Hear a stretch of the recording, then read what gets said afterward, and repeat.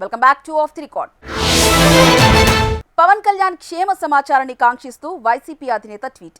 వైఎస్ఆర్ కుటుంబ సభ్యులకు టీడీపీ ముఖ్య నేత పుట్టినరోజు శుభాకాంక్షలు. ఇది ఏపీలో కనిపించిన ఎవరూ కలలో కూడా ఊహించని వింతైన విభిన్న రాజకీయం. కక్షలు కార్పణ్యాలకు కేంద్ర బిందువుగా మారిన ఏపీ రాజకీయాల్లో సడన్ గా ఈ మార్పేంటి? ప్రత్యర్థి నేతల మధ్య ఈ పరామర్శలు, ట్వీట్లకు కారణమేంటి? దీని వెనకాల ఏమైనా రాజకీయ ఎత్తులు ఉన్నాయా?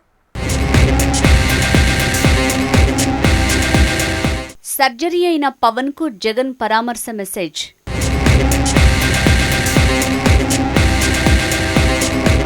విజయమ్మకు పుట్టినరోజు విషెస్ చెప్తూ లోకేష్ ట్వీట్. ఏపీలో ఎప్పుడూ చూడని మైండ్ బ్లాంక్ రాజకీయాలు. ఈ ట్వీట్లు, పరామర్శల వెనుక మతలబేంటి?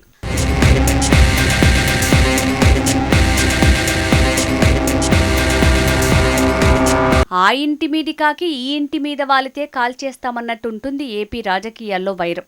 ప్రత్యర్థి పార్టీల లీడర్లకు ఒకరంటే ఒకరికి అస్సలు గిట్టదు.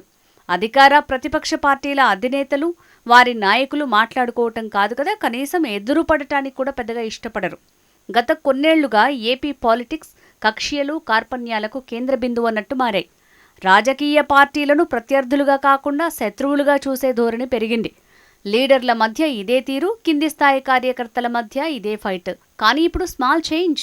ఎప్పుడూ చూడని వింతైన విభిన్న రాజకీయం ఏపీలో కనిపించింది.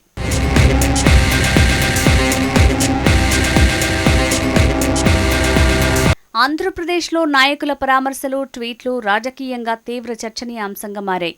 కూటమి పక్షంలో భాగస్వామిగా ఉన్న జనసేన అధినేత పవన్ కళ్యాణ్ను ప్రతిపక్ష నేత జగన్ ఎక్స్ వేదికగా పరామర్శించారు. ఇటీవల పవన్ ముక్కుకు సర్జరీ అయింది. దీంతో ఆయన త్వరగా కోలుకోవాలని ట్విట్టర్ వేదికగా ఆకాంక్షించారు జగన్.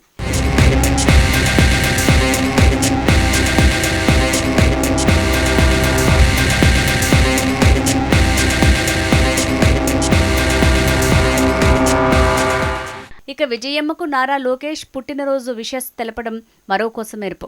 విజయమ్మ ఆరోగ్యంగా ఉండాలని ఆకాంక్షిస్తూ లోకేష్ ట్వీట్ చేశారు. ఇలా పొలిటికల్ ప్రత్యర్థుల మధ్య పరామర్శలు కాస్త డిఫరెంట్గా అనిపిస్తున్నాయి. జగన్, పవన్ మధ్య పచ్చగడ్డి వేస్తే భగ్గుమనేలా గత కొన్నేళ్లుగా రాజకీయం నడుస్తోంది. కనీసం పవన్ పేరును కూడా ఉచ్చరించడానికి జగన్ ఇష్టపడలేదు. చంద్రబాబు దత్తపుత్రుడు, ప్యాకేజీ స్టార్ అంటూ వైసీపీ హయాంలో జగన్ పదే పదే విమర్శించారు. ఇటు పవన్ కూడా జగన్ ఓటమే లక్ష్యంగా పనిచేశారు.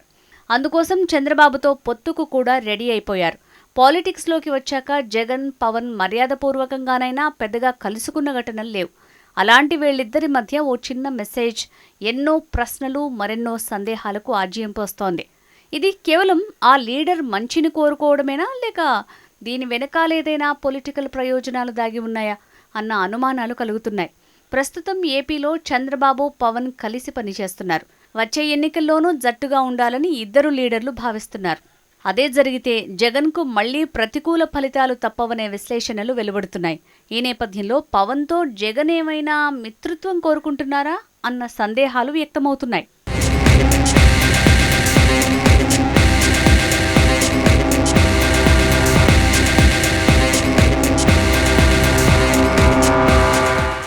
నారా ఫ్యామిలీ, వైఎస్ ఫ్యామిలీ మధ్య చాలా ఏళ్లుగా పొలిటికల్ వైరం నడుస్తోంది. నిజానికి వైఎస్ఆర్, చంద్రబాబు సన్నిహితులు. రాజకీయ కురుక్షేత్రంలో పరస్పరం తలపడిన నార్మల్ టైంలో మాత్రం ఇద్దరి మధ్య మంచి స్నేహం వ్యక్తమయ్యేది. అయితే వైఎస్ మరణం తర్వాత, జగన్ పొలిటికల్ ఎంట్రీ తర్వాత నారా కుటుంబంతో దూరం పెరిగింది. ఇదిలా ఉంటే కొంతకాలంగా వైఎస్ కుటుంబంలో మనస్పర్ధలు చిచ్చురేపింది. షర్మిల, జగన్ మధ్య ఆస్తుల పంచాయతీ కాస్త విజయమ్మను సందిగ్ధంలో పడేసింది. ఆస్తుల వివాదంలో విజయమ్మ షర్మిల వైపు నిలబడటం, జగన్పై కోర్టుకు సైతం వెళ్లటంతో ఇది రాజకీయ ప్రత్యర్థులకు కలిసొచ్చే అంశంగా మారింది. ఇప్పుడు సడన్ గా విజయమ్మకు లోకేష్ బర్త్డే విషెస్ చెప్పడంతో వైఎస్ఆర్ అభిమానుల్ని తమ వైపుకు తిప్పుకునే ప్రయత్నంలో భాగమేనా అనే సందేహాలు వినిపిస్తున్నాయి. అయితే రాజకీయంగా ఎవరి ప్రయోజనాలు ఎలా ఉన్నా లీడర్ల మధ్య ఈ సహృద్భావ వాతావరణం చోటు చేసుకోవడం బాగుందంటున్నారు జనం. రాజకీయాలను, వ్యక్తిగత విషయాలను కలపకూడదని, అధికారం, విపక్షం కలిసి సాగుతేనే అభివృద్ధి సాధ్యమంటున్నారు.